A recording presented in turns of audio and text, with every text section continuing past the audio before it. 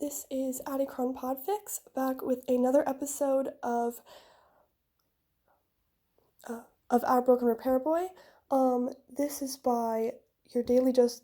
This is by your daily dose of angst on fanfic.net. This will be a part 4. So if you have not seen parts 1, 2, or 3, I recommend you go watch those. All right, let's jump right in. Leo woke to hushed voices somewhere around him. He was confused for a hot second.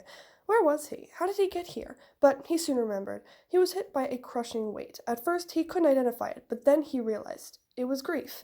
He was sad that he was still alive. He was sad that he would have to deal with this, sad that he wouldn't be with Lexi again. He knew he would have to deal with this eventually, though, and better sooner than later, right? So he slowly started to stir and blearily opened his eyes. The voices stopped abruptly. Footsteps came nearer. "Leo?" a voice said. Annabeth's. He tried to sit up, but found himself restrained. He looked down and saw that he had an IV stuck in his arm, so he laid back down. "Don't try to sit up just yet," Percy said. He had clearly come in after Annabeth. Leo craned his neck to see them both. They had sat down next to him, both wearing saddened expressions. "Guys, Percy cut him off. "We can talk about it after you get your strength back. Here, have some." He held out a glass of golden liquid. Leo sipped it, thinking it was some sort of tea. His eyes widened when he tasted his mom's old tacos, and he started gulping it down. "What do you taste?" Annabeth asked. "My mom's tacos," Leo said fondly. "They were delicious. Best you'd ever taste." Of course, he would never taste them again. The thought pulled the smile from his face, and he set the glass down.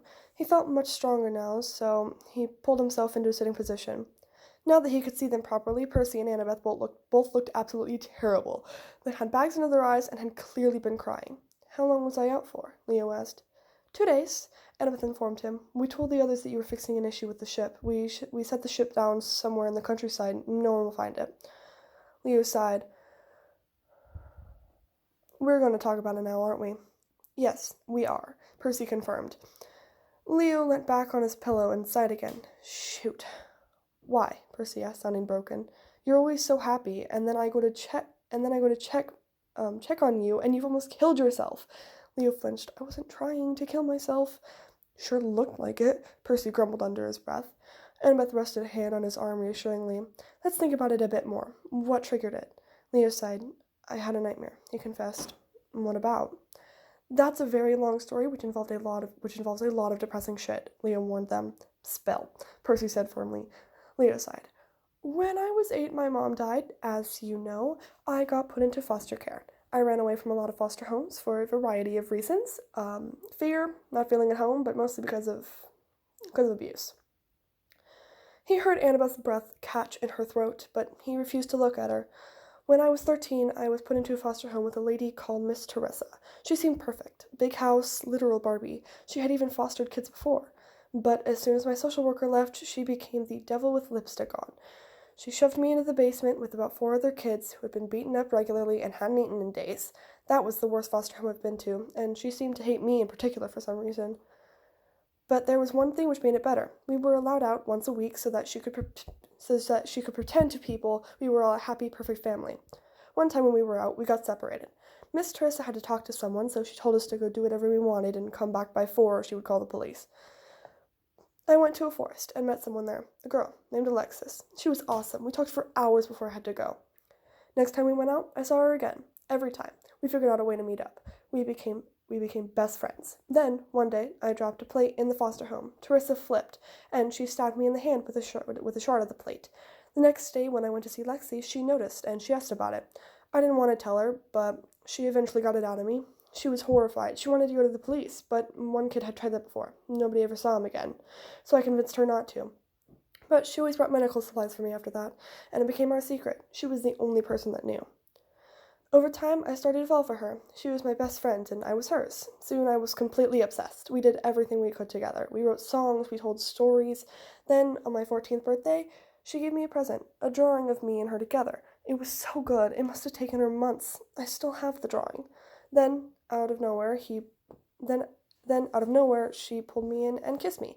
I kissed her back, and we started dating in secret. I loved her. She loved me. I have never loved anyone else as much as I loved her. We managed to make it work for a year before it happened. Percy and Annabeth exchanged concerned glances, probably speculating over what it could be. Leo ignored them and kept going.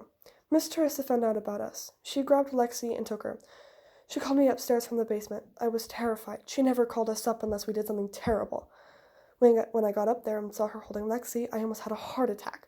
I knew it wouldn't end well. Miss Teresa, she said in the sweetest voice I'd ever heard her use, she said, "Now, sweetie, why don't you introduce me to your lovely little girlfriend?" I tried to get Lexi away from her, but she threw me into the wall. She was screaming for me, and I was screaming for her. I don't know how nobody heard. And then Miss Teresa, Leo's voice faltered. She pulled out a knife, and she stabbed Lexi in the chest, right in front of me. Annabeth gasped softly, and Percy's eyes grew wet, but Leo kept going, determined to finish the story. I ran to her, and I pushed Teresa so hard that she hit the wall and got knocked out, but I didn't care. I could only think about Lexi.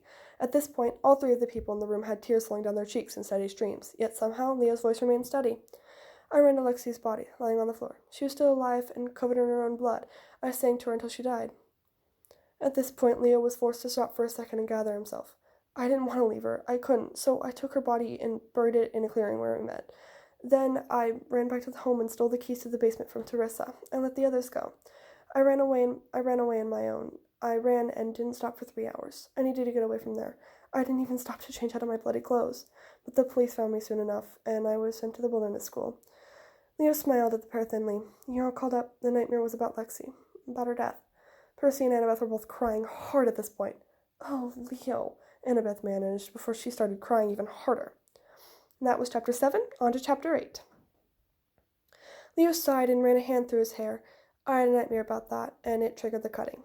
What happens now? Annabeth wiped her tears. "You'll be on suicide watch," she said, her voice still a little thick from the tears. "Me or Percy will be with you at all times. We haven't told the others yet, but we will have to soon." Leo closed his eyes and groaned internally. He did not want to tell them, not even a bit, but he knew he had to. Sure. Her voice was back to normal now. "We can do that however you want, but you do have to tell them. For now, I would recommend you rest for a little while, if you choose not to.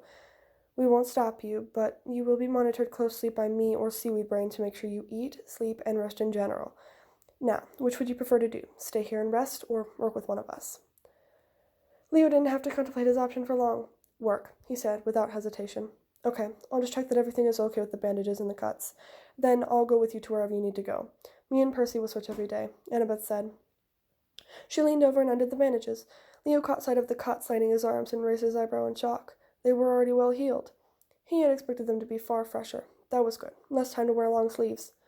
"Can we go now?" Leo asked. "Well, your cuts look fine, so yeah, we can," Annabeth said. She stood up and unhooked the IV, allowing Leo to stand up. He got out of bed and staggered a little. Percy caught him. "Careful," he warned. "You're still not at your full strength." "Yeah, sure," Leo said. "Now come on, let's go." About half an hour later, Leo was finishing off the monster-proof phones he had made for the team. He showed Annabeth, proud of his work. She was amazing, asking the right questions at the right times. Out of everyone on the ship, she was one of his favorites. Definitely not just because she sometimes took over steering the ship. He gave her her phone first, and called Percy in to give him his. Each one had a phone case matching the person they were going to be given to. Annabeth had gray, Percy had ocean blue, Jason had electric blue, Piper had sunset orange, Frank had red, and Hazel had gold. His own one was orange. Coach Hedge had forest green, and his was armored so that the coach wouldn't smash it with his baseball bat. Each person's phone and the numbers of every other person on the ship, including Coach Hedge. He hoped that they would all like them. Annabeth snapped him out of his haze. "Come on, it's time for dinner. We can put these in a box and give them out." Together, the pair carefully placed all the phones in a plastic box that brought them to the dining room. "What's that?" Frank asked. "These are monster-proof phones Leo made for all of us," Annabeth told him. "How'd you pull that off?" Jason asked, looking impressed. "I took apart some iPhone 7s and made them monster-proof," Leo said. "Where did you get the phones from?" Hazel inquired. "That's for me to know, and you'd never find out," Leo grinned, winking. He handed the phones out, explaining everything they needed to know. After he was done, he picked up the last phone, Hedges, and started to walk out. "I'm going to give this to Coach," he called over his shoulder. "Can't you do it later?" Percy asked. His tone sounded friendly, but there was a definite undertone of warning. "It won't take long," he said. "You can do it after dinner." Annabeth said, Come on and eat." Reluctant, he sat down at the table. "So, Leo, have you fixed the ship yet?" We've lost valuable time on the quest, Jason said. Leo sighed slightly. Yeah, it's all fixed. We should be able to leave just after dinner.